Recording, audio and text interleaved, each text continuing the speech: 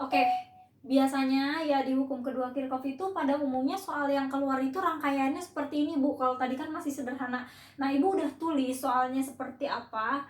Jadi kalau di hukum dua Kirchhoff tuh soalnya beda potensialnya itu juga ada lebih dari satu, Bu. Udah gitu dia juga rangkaiannya bukan seri. Kalau tadi kan enak tuh, lempeng aja, ada satu loop.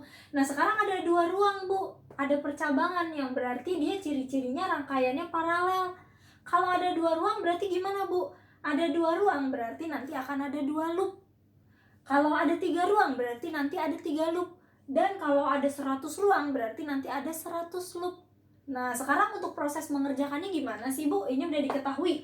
Ada R1, R2, R3 dengan besar tertentu. Ada juga E1, E2, E3 dengan besar tertentu yang kemudian ditanyakan besarnya arus melalui R1, R2, dan R3. Sebentar, Ibu ganti spidol. Oke ya. Nah, sekarang yang ditanyakan arus yang mengalir di R1, R2, dan R3. Oke. Nah, tahapannya sama kayak tadi. Jangan bingung, tadi ada 4 syarat. Kita pakai syarat ke-1 dan kedua dulu. Yang pertama, tentukan arah loop. Loopnya ada 2, Bu. Berarti bikin 2 loop. Ibu pengen ini loop 1, ini loop 2. Kalau kalian mau kebalikannya terserah. Loop 1, Ibu pengennya ke kanan. Loop 2, Ibu pengen ke kanan juga. Oke. Tandain, ini loop 1, ini loop 2 ya. Kemudian kita tentukan arusnya. Nah, arah arus di loop pertama Ibu pengennya ke kanan. Ibu lihat patokannya ini, Ibu pengennya ke kanan nih. Ini ada I1, arus di loop 1. Tapi yang di loop 2, Ibu pengennya arusnya tuh ke kiri. Patokannya ini, Bu. Ini kan yang positifnya kan arahnya ke sana, nah. Ya kan? Ini I2, Bu, arus yang di loop 2. Gitu ya. Lantas ketika kita bayangin nih arusnya ngalir, I1 yang ngalir, I2 yang ngalir, ini juga ketemu di percabangan ini, di titik ini. Ini I2, ini I1. Oh, ada arus yang masuk pada titik percabangan. Otomatis di sini ada arus yang keluar. Ibu tandai dengan I3. Oh, di titik ini berarti ada konsep hukum pertama Kirchhoff. Ini nggak boleh lupa. Tadi katanya sigma I masuk sama dengan sigma I keluar. Lihat, yang masuknya ini titik yang masuknya ini adalah I1 dan I2. Maaf, ini 1. 1 sama 2 masuk, berarti I1 ditambah I2 sama dengan I keluarnya I3. Sama dengan I3. Oke. Save. Kita simpan dulu ya. Oke, setelah disimpan lalu gimana, Bu?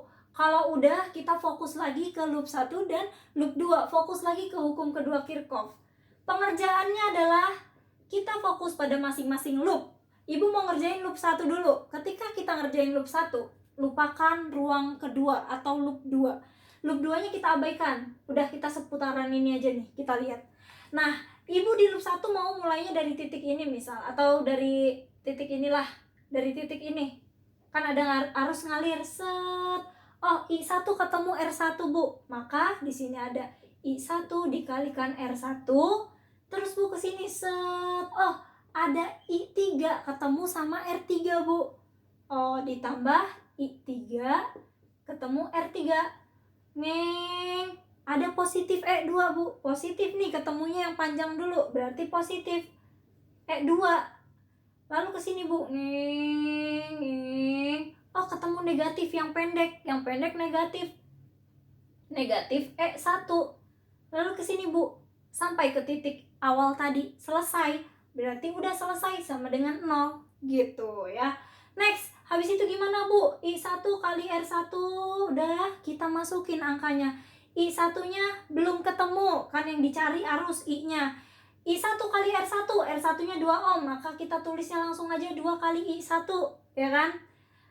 Ditambah I3 kali R3, R3-nya 3 ohm, maka kita langsung aja tulis 3 kali I3. Dari mana, Bu, nih angkanya? Nih, R3-nya 3, masukin langsung. R1-nya 2, masukin langsung kayak gini ya. Ditambah E2, E2-nya berapa, Bu? 9. Jelek amat ya. Ditambah 9, dikurang E1, Bu. E1-nya berapa? 6. Sama dengan 0. Kita sederhanakan, kita hitung. Ini ada 2 kali I1 ditambah 3 kali I3 plus 3 sama dengan 0. 3-nya ini bisa kita pindahin, Bu, ke sini. Jadinya 2I1 ditambah 3I3 sama dengan min 3. Nah, ini jadinya minus. Ya, kenapa jadinya minus? Karena pindah ruas. Oke, sekarang kita ke loop 2. Kita ke loop 2, Bu. Loop 2 itu gimana, Bu? Abaikan loop 1. Ibu mau mulai dari titik ini misal. Dari titik sini kan loopnya ke kanan. Kalau loopnya ke kanan ya kalian jalannya ke kanan. Jangan nanti kalian malah ke kiri ya. Loopnya ke kanan, dari sini I2 ketemu R2, Bu. Oke, di sini deh. I2 ketemu R2, maka ada I2 kali R2. Lalu ke sini. Oh, ketemu nih, Bu, positif E3. Positif E3. Ke sini ketemu negatif, Bu, pendek duluan. Kayak begini, ya kan? Lalu ke sini ketemu I3 kali R3 tambah I3 kali R3. Sampai ke titik awal sudah nggak ketemu apa-apa, maka sama dengan 0. Masukin angkanya. I2-nya belum tahu. R2-nya berapa? 6. 6 kali I2 berarti nulisnya langsung aja ya. Ditambah ini. E3-nya berapa? 12. Min E2-nya berapa? 9.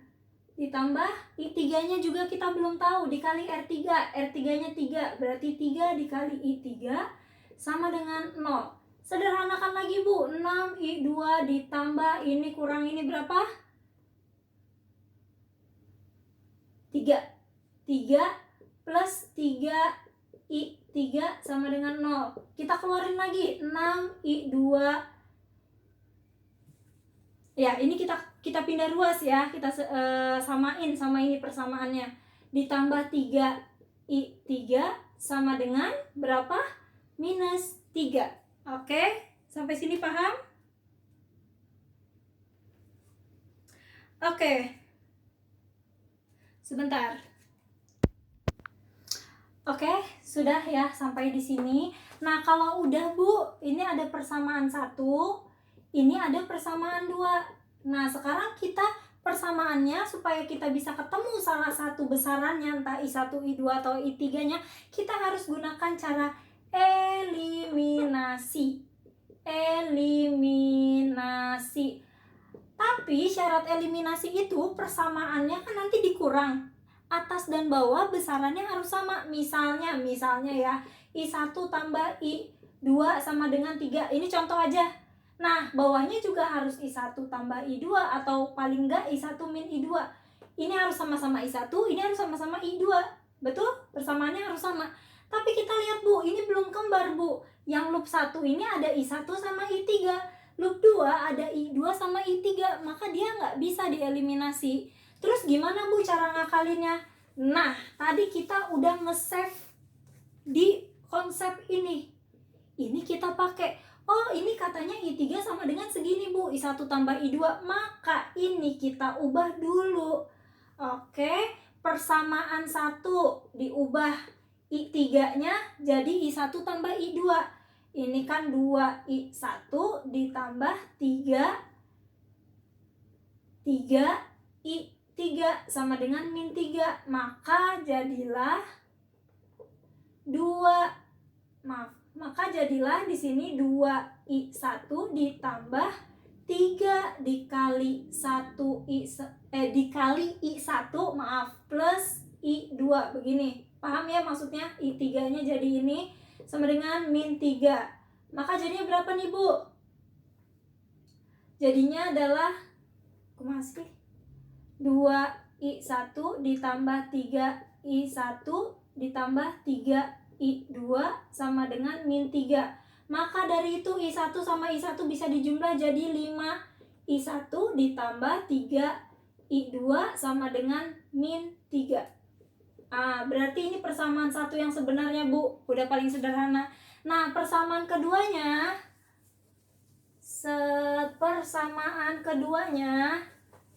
Oke. Yang ini, Bu. Kita ubah I3-nya jadi I1 tambah I2. Langsung aja, Bu. Ini yang kedua. Yang kedua 6I2 ditambah 3I3 sama dengan min 3. Oke. Nah, kalau udah masukin 3 dikali I1 ditambah I2 sama dengan min 3. Maka ini dikalikan nih, set sama kayak yang tadi. I2 ditambah 3I1 ditambah 3I2 sama dengan min 3. I2 sama I2 bisa ditambah jadi 9I2 plus 3I1 sama dengan min 3. Oke ya. Ini sampai sini aja boleh, tapi kalau mau disederhanain bisa sama-sama dibagi 3. Sama-sama dibagi 3, maka jadinya 3I2 plus I1 sama dengan min 1 ya. Kenapa? Karena sama-sama dibagi 3 disederhanain Bu. Kalau mau nyampe sini aja juga nggak apa-apa ya. Ibu pakai yang ini. Next. Udah Bu, ini ketemu persamaan 2. Maka barulah kita eliminasi. So, kalian eliminasi ya. Ini udah ada I1, I2, ini juga ada I1, I2. Oke, ini akan Ibu persingkat, so kalian eliminasi sendiri. Dari sini nanti akan ketemu I1-nya adalah min 1 ampere. Ya, I2-nya nanti akan ketemu berapa? 2/3 ampere. Dan I3-nya nanti ketemu I1, I2, nyari I3-nya bisa pakai ini ya. I3-nya itu adalah 1/3 minus 1/3 ampere. Bu, ini dapat dari mana Bu? So, kalian lakukan eliminasi secara mandiri. Ibu yakin kalian bisa ya, ini di matematika sudah diajarin ya.